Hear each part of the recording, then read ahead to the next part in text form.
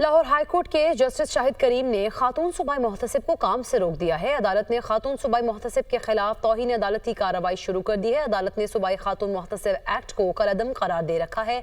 अदालत हुक्म के बावजूद सूबाई खातून मोहतसिब दरख्वास्तों पर कार्रवाई कर रही हैं। इसी पर बात करेंगे। मोहम्मद अशफाक हमारे साथ मौजूद हैं। मोहम्मद अशफाक, दरख्वास्त के मतन बारे आगाह कीजिएगा। जी बिल्कुल, लाहौर हाई कोर्ट के जस्टिस शाहिद करीम ने शहरी आगा बाकर हुसैन एडवोकेट की दरख्वास्त पर समाअत की। दरख्वास्त गुजार के वकील ने मौके पर इख्तियार किया कि अदालत ने सूबाई खातून मोहतसिब एक्ट को कलअदम करार दे रखा है और इसके बावजूद सूबाई खातून मोहतसिब खवातीन की दरख्वास्तों पर कार्रवाई कर रही हैं और मुख्तलिफ अहकाम जारी कर रही हैं जो कि गैर कानूनी गैर आईनी इकदाम है। दरख्वास्त में ये सदा की गई है कि अदालत न सिर्फ खातून सूबाई मोहतसिब को काम से रोकने का हुक्म दे बल्कि तौहीन अदालत की कार्रवाई भी की जाए। जस्टिस शाहिद करीम ने दरख्वास्त को समाअत के लिए मंजूर करते हुए खातून सूबाई मोहतसिब को काम से रोक दिया और साथ ही साथ तौहीन अदालत की कार्रवाई का भी आगाज कर दिया।